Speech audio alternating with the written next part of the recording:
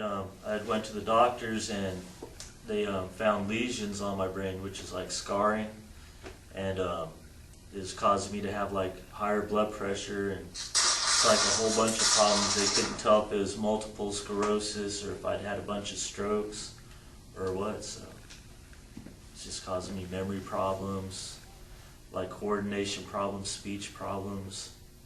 And I was always wondering, like, what was wrong, dude, because I didn't really ever want to say nothing to him. Yeah.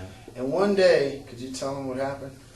Shoot, you know, what was it? I was getting headaches and stuff, and he kept getting them over and over, and I was just like, what's going on with you? And then he explained all this to me, and we prayed. Yeah. You know, and I remember laying my hands on his head like this. And can you tell him what happened? Yeah, it's pretty wild. My brain actually started feeling like it was getting cold, like an ice cube, just getting cold, you know. And I was like, wow, you know, something's got to be happening here, you know. And, you know, Pete kept praying for me.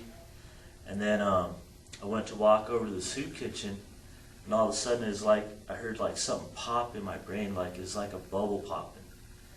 I was like, man, there's something had to happen here, you know. And then since then, my memory's getting sharper, man. No headaches. Shoot, my back was bothering me before, no back pain. Just, everything's good. I quit taking my blood pressure pills.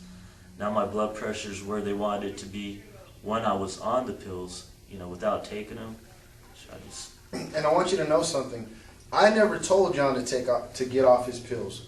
Guys, I would never tell anybody, because when you're healed, I don't need to tell you to get off them. You're going to get off them because they're not going to work. I don't ever tell anybody to do that. In fact, if somebody is in pain and your prayers are not working, just because you fail to produce the power of God doesn't mean that person has to go through pain. I tell people, look, I'll use my faith, but if my faith is not working, then you're going to have to do what you need to do.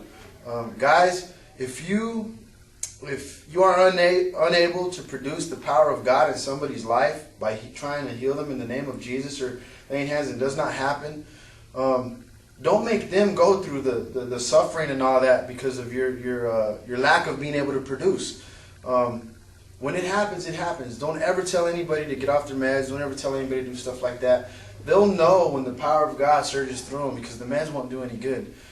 For us to tell them to get off their meds, we're not doctors.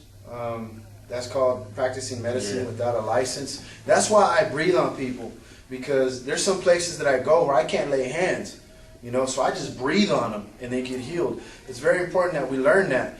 And so don't ever tell somebody to get off their meds. When they get healed, they'll go. Like a person told me, well, yesterday a guy came in and with glasses, and he had his glasses on, and we commanded his eyes to see perfect, and he couldn't even put his glasses on. He had to put them in his pocket because they weren't too strong. He said, I can't even wear these anymore.